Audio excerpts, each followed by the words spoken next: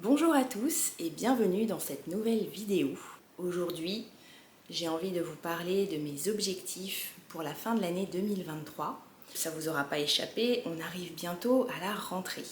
Et la rentrée, pour beaucoup, c'est une sorte de nouvel an. C'est un moment où on fait table rase et où on repart sur de nouveaux objectifs, sur des attentes, sur des projets. Voilà, moi j'avais envie de faire le point avec vous sur ce qui nous attend de septembre jusqu'à décembre. Je sais que c'est quelque chose qui vous intéresse puisque vous m'en aviez parlé déjà dans les commentaires de certaines vidéos. Quand je vous avais sollicité pour des idées de contenu, vous m'aviez indiqué que mes objectifs d'artiste, c'était un sujet qui vous intéressait. Donc c'est parti.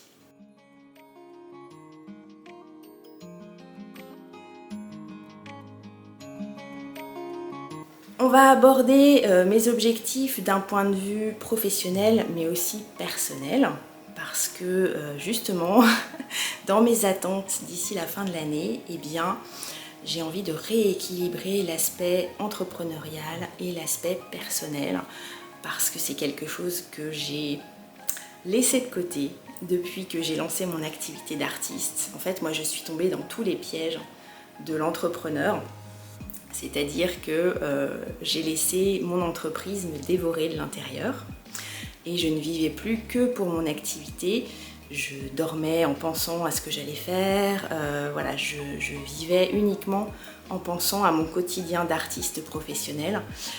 C'est quelque chose que j'ai fait quand j'étais salariée et qui m'a menée au burn-out, donc j'ai décidé de prendre le taureau par les cornes et de repenser mon quotidien pour entamer cette dernière partie d'année 2023 beaucoup plus sereinement que le début. Alors, une des erreurs que j'ai faites quand j'ai lancé mon activité d'artiste en 2020, ça a été de tout de suite vouloir trop en faire. Et c'est normal parce que je quittais 18 ans de salariat avec un revenu régulier, une sensation de sécurité financière et j'avais choisi de laisser tout ça derrière moi pour me lancer en tant qu'artiste. Et avec toutes les croyances que ça peut entraîner, puisque au fond, c'est vrai que quand on est artiste, il y a toujours cette inquiétude de pouvoir en vivre. Est-ce que je fais un vrai métier? Est-ce que je vais réussir à gagner autant d'argent qu'auparavant? Et est-ce que je vais me mettre en difficulté? Est-ce que c'est de la folie ce que je fais? Donc, comme j'étais un peu perclue de toutes ces croyances, j'ai voulu être partout à la fois. J'ai voulu être présente sur plein de réseaux sociaux, lancer ma chaîne YouTube. Je voulais avoir ma boutique en ligne, mais également faire des conventions, faire des expositions, faire des projets éditoriaux, accumuler les sources potentielles de revenus, ce qui est plutôt une bonne idée en soi, c'est plutôt que de s'appuyer sur une seule source de revenus, d'essayer de les diversifier. Mais ça marche quand on a la possibilité d'être épaulé par une équipe et qu'on peut déléguer des choses. Or moi, je ne suis pas encore en mesure de déléguer des activités, ce qui fait que je me suis retrouvée embourbée sous une montagne de choses à faire, de choses qui envahissaient mon quotidien, qui envahissaient mon cerveau et qui faisaient que dès que je m'arrêtais de travailler, je culpabilisais. Et ça, c'est un fléau chez beaucoup d'entrepreneurs. On a peur de s'arrêter de travailler parce que on vit dans une société où on nous explique qu'il faut travailler dur. Il faut en faire plus, il faut en faire plus tout le temps, il faut toujours être sur le pont et notamment quand on gère une entreprise, c'est dur, il faut travailler dur, il faut en vouloir. Et on est responsable de son succès et qui peut le plus, n'est-ce pas? Voilà. Donc là, moi je suis arrivée après 3 ans d'activité sur les rotules. J'ai enchaîné des projets éditoriaux, j'ai fait des conventions où j'ai tenu des stands pendant 3 jours d'affilée, des week-ends de suite. J'ai eu mon quotidien occupé par des projets d'illustration vraiment énormes et chronophages. Et quand je suis arrivée aux vacances d'été, je me suis demandé ce que tout ça m'avait rapporté. Parce que c'est bien beau de travailler dur, mais en fait, des fois, on se dit on travaille dur pour quoi? Et ça m'a aussi poussée à réfléchir au fait que peut-être, au lieu de travailler dur, il faudrait que je travaille plus intelligemment. et que je commence par en faire moins mais mieux. Ça pour un entrepreneur ou une entrepreneuse c'est très compliqué, mais ça va faire partie des piliers. Je ne vais pas parler d'objectifs en fait sur la fin de l'année, je vais parler de piliers sur lesquels je veux reposer. Voilà. Il y aura le pilier professionnel et il y aura le pilier personnel. Et ces deux piliers doivent être en équilibre parce que sinon je vais finir par recraquer comme je l'ai fait dans mon ancien métier salarié et ça c'est pas l'objectif. Alors, dans les piliers professionnels sur lesquels j'ai décidé de mettre l'accent sur la fin de l'année, eh bien je vais m'appuyer sur ma boutique en ligne et sur Patreon. Ça c'est vraiment c'est les deux axes sur lesquels je veux travailler pour la fin de l'année. Donc je ne me suis inscrite à aucun événement. J'avais prévu de participer à une exposition à la rentrée, mais finalement j'ai décidé de ne pas le faire. Tout simplement parce que la première fois ça m'a coûté plus d'argent que ça m'en a rapporté. Et honnêtement voilà, pour l'instant je ne suis pas en mesure de faire ce genre d'investissement sans avoir une certitude de récupérer mes fonds.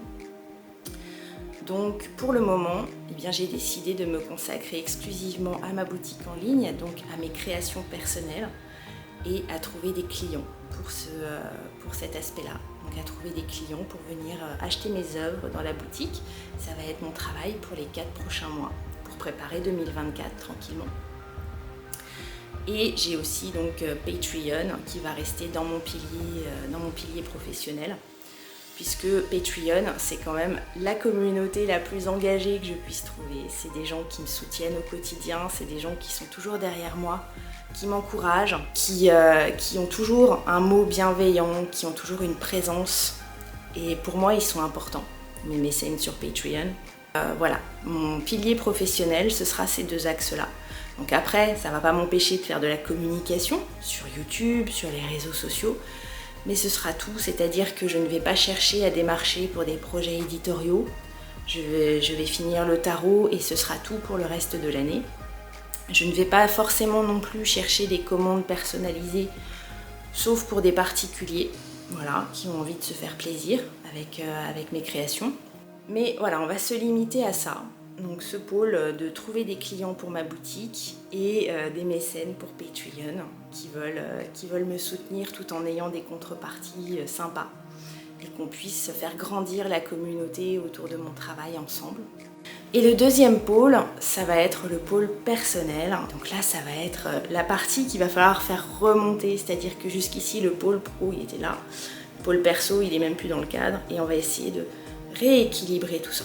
Là, ce que j'ai décidé de faire pour le reste de l'année, c'est de m'autoriser des moments où je ne suis pas en train de réfléchir au travail, des moments où je peux être en train de lire, juste pour le plaisir de lire, des moments où je vais journaler pour le plaisir de journaler, tenir son journal si vous préférez. Et surtout, voilà, sortir, m'aérer, bouger, reprendre le vélo, reprendre des sorties pour le plaisir de sortir et pas juste pour aller acheter du matériel artistique, vous voyez. Voilà. et essayer de rétablir un rythme, de pouvoir me coucher sans penser au travail, de me réveiller en n'ayant pas forcément envie tout de suite de commencer à travailler, parce que ça c'est quelque chose que je fais très souvent. Je me lève et je vais devant l'ordi et je commence ma journée de travail. Et je me lève tôt, sachez-le, donc je travaille longtemps. Mais voilà, ça va être de retrouver aussi du temps de création pour le plaisir.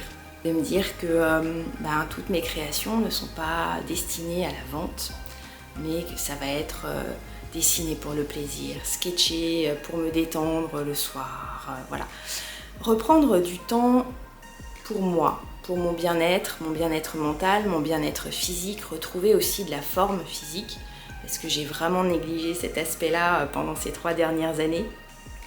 Et quand on est sédentaire, on risque ça, on risque de ne plus bouger, de ne plus assez sortir, de ne pas faire assez d'exercice.